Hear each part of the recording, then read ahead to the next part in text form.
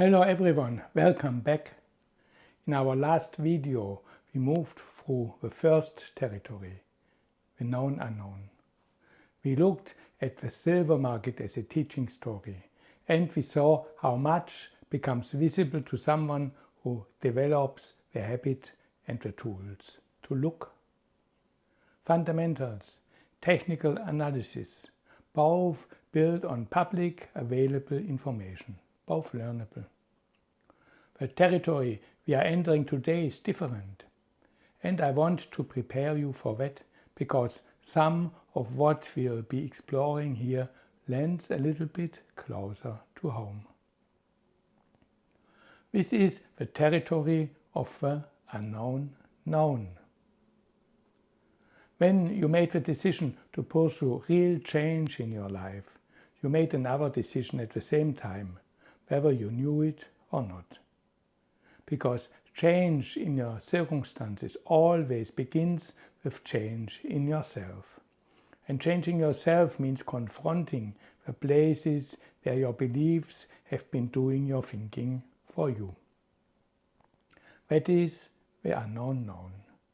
You choose this territory the moment you choose transformation.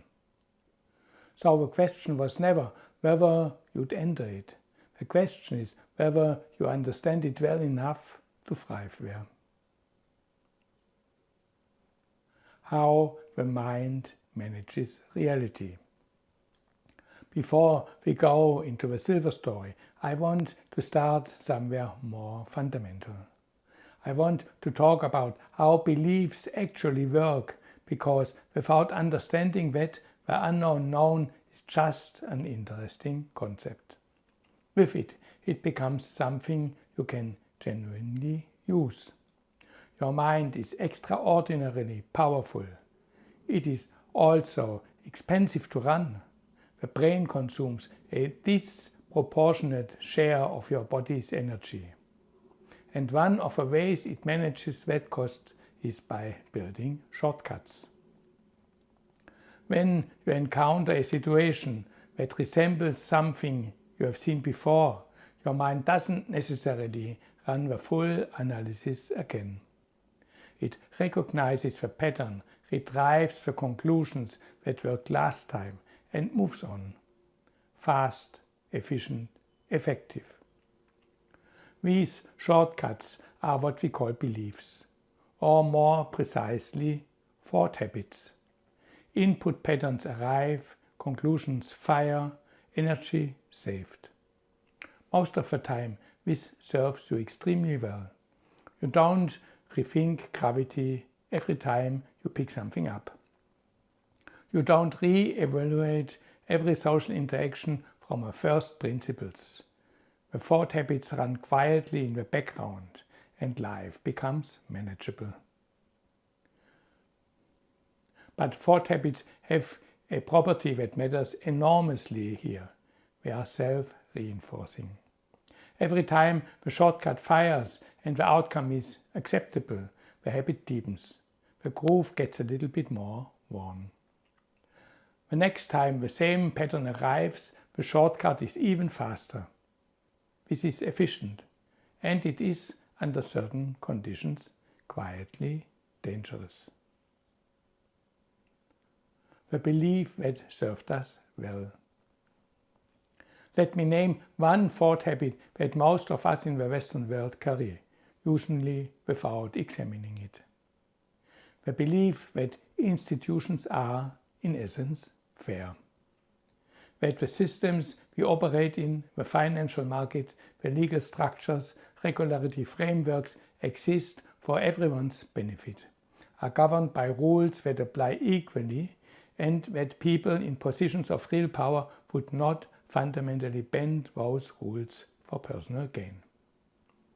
I want to be clear, this belief is not naive.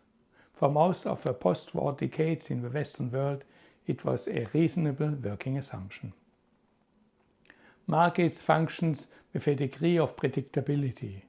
Regulatory bodies operated with a degree of independence. The rules held more often than not, and people who worked within them were rewarded with a degree of stability. The belief was validated again and again. The thought habit deepened with each passing year. And here's the important point. A belief that has been consistently validated over a long period of time is genuinely difficult to question. Not because you are foolish, but because your own experience is evidence, and decades of roughly working evidence is a lot of evidence to argue against. Silver as the canary. This is where the silver market becomes particularly interesting as a teaching story, and not only because of the supply and demand dynamics we explored last time. Silver is a small market compared to gold and vastly compared to real estate or the broader financial system. The silver market is modest in size. And that smallness has a consequence. The underlying forces play out faster and more visibly in silver than they would in a larger arena. What might take decades to first service in a bond market can appear within months in silver. In that sense, silver functions as a kind of canary in the coal mine, not because it predicts everything, but because its small size means the signals arrive earlier and more clearly. For anyone paying attention, it is a remarkably honest market.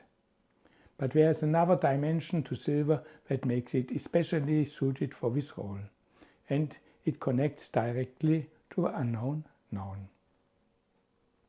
Silver is both an industrial resource and a monetary metal. It has been used as money across civilizations for thousands of years. People hold silver coins, silver jewelry, family silver accumulated across generations. This monetary function sits alongside the industrial demand. Solar panels, electronics, medical devices, weapons systems that we covered in our last video. And here is what that dual nature means in practice. For a very long time, the monetary side of silver acted as a buffer. When industrial demand pressed against supply, private monetary silver came to the market. Holders sold at higher prices and the imbalance was absorbed. The gap between supply and demand existed, but you couldn't easily see it in the price because the buffer was doing invisible work. After the crisis in the early 80s, stability returned to the Western world and to the silver market with it. A new equilibrium emerged between monetary demand, industrial demand, and production. Market makers could manage the market in a stable, some would say boring way. The decades between them and around 2000 were generally calm. Then the tensions began to build again. September 11, new wars, the financial breakdown of 2008. Through all of it, silver remained relatively stable, partly due to residual industrial trust, partly because silver's intrinsic value gave it a resilience that pure paper instruments lack. It is something, not just a promise. But buffers are finite.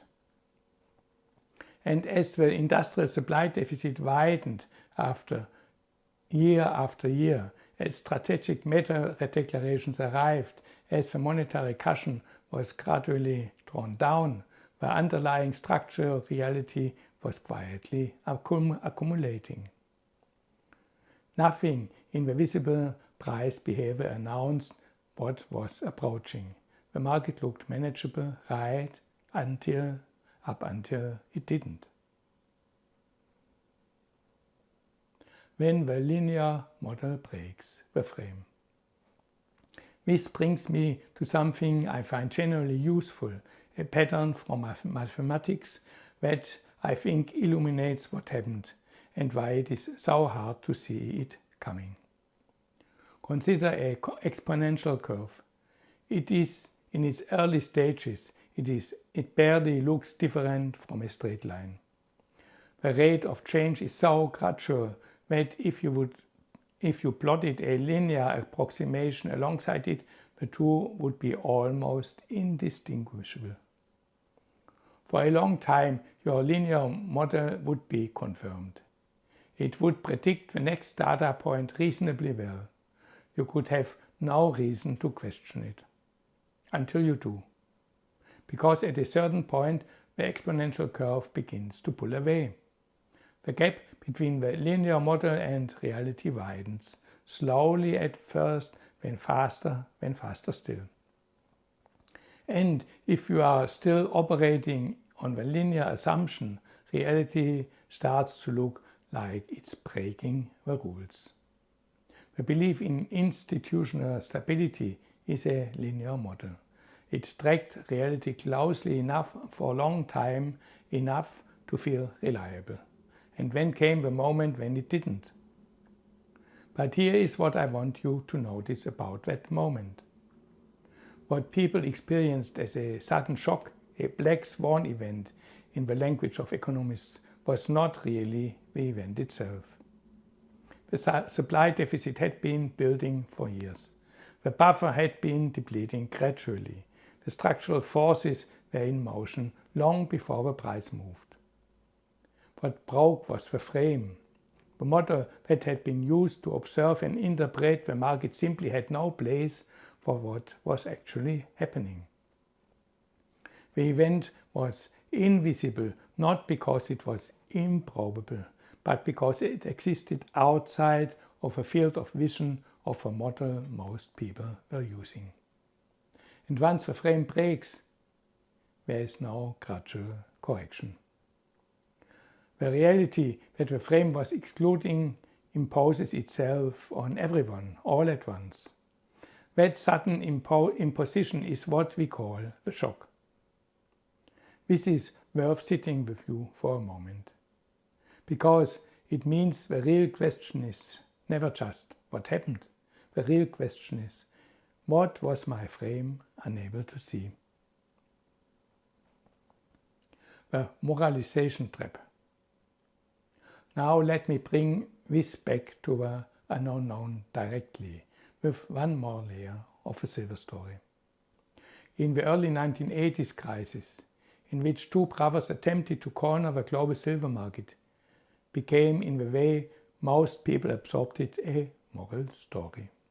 Reckless actors, dangerous greed, institutions defending themselves appropriately, order restored. The moral framing is emotionally satisfying. Hero and villain clearly assigned. The story feels complete. But it quietly obscured the structural lesson, which had nothing to do with anyone's character. The structural lesson was this: the silver market is vulnerable to cornering, given its relatively small size, and under sufficient pressure, the rules of the game can change. Experienced market teachers like the late Larry Adelson stated that clearly, even a decade ago. The lesson existed, it was available.